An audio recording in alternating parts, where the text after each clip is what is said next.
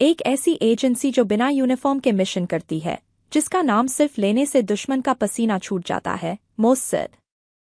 Israel के दुश्मनों के लिए मौत का दूसरा नाम। So let's start.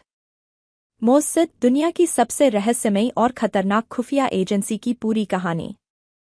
Presented by story दीदी। प्रस्तावना। जब भी किसी देश की सुरक्षा की बात होती है तो हथियारों से ज्यादा जरूरत होती है जानकारी की, खुफिया जानकारी की। और इसी दुनिया में एक एजेंसी का नाम अपने दुश्मनों के दिलों में डर बनकर बस चुका है, मोस्सद। इजराइल की ये एजेंसी सिर्फ जासूसी नहीं करती, बल्कि दुनिया की सबसे चुपचाप और सटीक हत्याएं भी करती है। आइए जानते हैं इसकी कहानी। अगला अध्याय, मोस्सद की शुरुआत कैसे हुई। मोस्सद का जन्म हुआ 1949 में, जब इजराइल एक नया देश था और चारों ओर से दुश्मनों से घिरा हुआ था। तब प्रधानमंत्री डेविड बेन गुरियन ने इसे institute for intelligence and special operations के नाम से शुरू किया। शुरुआत में इसका मुख्य काम यहूदी प्रवासियों को सुरक्षित इजराइल लाना था। इसे कहा गया मोस्सद ले लिया बेट। लेकिन धीरे धीरे इसका दायरा बढ़ा और मोस्सद बन गई एक ऐसी ताकत जो इजराइल के दुश्मनों को उनके ही देश में मार गिराने लगी। अगला अध्याय, मोस्सद की जरूरत क्यों पड़ी। इजराइल की स्थापना के बाद से ही अरब देशों के साथ उसकी दुश्मनी शुरू हो गई थी। देश के चारों ओर दुश्मन खड़े थे, मिस्र, सीरिया, लेबनान, जॉर्डन और फिलिस्तीन। मोस्सद की जरूरत इसलिए पड़ी क्योंकि इजराइल को ऐसी एजेंसी चाहिए थी जो न केवल दुश्मनों की जानकारी जुटा सके, बल्कि उन्हें खत्म भी कर सके, बिना युद्ध के, बिना शोर शराबे के। अगला अध्याय, मोस्सद के सबसे चर्चित मिशन। ऑपरेशन एंथेबे 1976। युगांडा में एक विमान हाईजैक होता है जिसमें इजरायली नागरिक फंसे होते हैं। मोस्सद ने पहले विमान की लोकेशन निकाली, फिर इजरायली कमांडो ने दुश्मन देश में घुसकर बंधकों को छुड़ाया। पूरी दुनिया दंग रह गई। ऑपरेशन व्रत ऑफ गॉड 1972। म्यूनिक ओलंपिक में आतंकियों ने इजरायली खिलाड़ियों की हत्या कर दी। इसके बाद मोस्सद ने उन आतंकियों और उनकी मदद करने वालों को सालों तक ढूंढकर दुनिया के अलग अलग देशों में मार गिराया, एक एक करके। ईरान के न्यूक्लियर वैज्ञानिकों की रहस्यमयी मौतें। साल 2010 से 2021 तक ईरान के कई शीर्ष वैज्ञानिकों की रहस्यमयी परिस्थितियों में मौत हुई।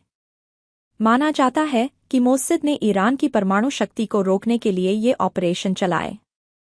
अगला अध्याय, मोस्सद कैसे काम करता है। मोस्सद का कोई यूनिफॉर्म नहीं होता। इसके एजेंट आम लोगों जैसे दिखते हैं, कोई टैक्सी ड्राइवर, कोई टीचर, तो कोई बिजनेसमैन।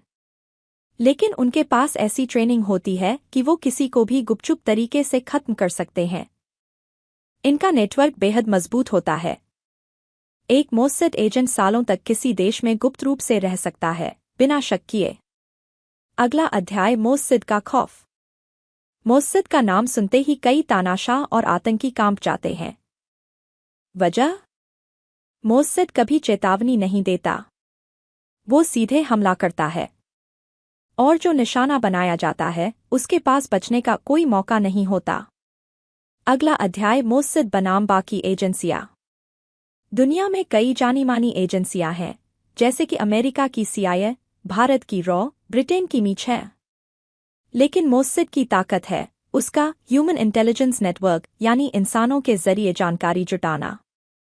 जहां बाकी एजेंसियां टेक्नोलॉजी पर निर्भर हैं, मोस्सद आज भी इंसानों की भावनाओं, कमजोरी और मनोविज्ञान का फायदा उठाकर जानकारी निकालता है और फिर कार्रवाई करता है। अगला अध्याय, मोस्सद की महिलाओं की भूमिका। मोस्सद की एक खास बात है, यहाँ महिलाएं भी बराबर की भागीदार होती हैं। मोस्सद की महिला एजेंट्स खूबसूरती, चतुराई और बहादुरी के लिए जानी जाती हैं। कई ऑपरेशनों में महिला एजेंट्स ने आतंकियों को फुसलाकर या धोखे से मौत के घाट उतार दिया। अगला अध्याय, मोस्सद की आलोचना। मोस्सद की नीतियां जितनी प्रभावी हैं, उतनी ही विवादित भी हैं। कई बार इसे अंतर्राष्ट्रीय कानून तोड़ने, गैरकानूनी हत्याएं करने और बिना सबूत कार्रवाई करने के लिए आलोचना झेलनी पड़ी है। लेकिन मोस्सद का एक ही जवाब होता है, हम जो करते हैं वो हमारे लोगों की सुरक्षा के लिए करते हैं। समापन। मोस्सद सिर्फ एक खुफिया एजेंसी नहीं, एक चेतावनी है उन लोगों के लिए जो इजरायल की तरफ गलत नजर डालते हैं। इसके मिशन आज भी दुनिया की सबसे खतरनाक कहानियों में गिने जाते हैं। तो अगली बार जब आप खुफिया एजेंसियों की बात करें, मोसाद को कभी न भूलें। अगर आपको ये कहानी पसंद आई हो तो चैनल स्टोरी दीदी को लाइक, शेयर और सब्सक्राइब करें। ऐसी ही सच्ची, रहस्यमय कहानियों के लिए जुड़े रहिए। अगर आपको ये कहानी पसंद आई हो तो जल्दी से स्टोरी दीदी चैनल को सब्सक्राइब करें और साथ ही बेल आइकन दबाएं ताकि मेरी अगली कहानी आप तक छूट न जाए। आपके लाइक्स और कमेंट्स मुझे और भी कहानियाँ लाने की प्रेरणा देते हैं। फिर मिलते हैं अगली कहानी में, तब तक के लिए नमस्ते।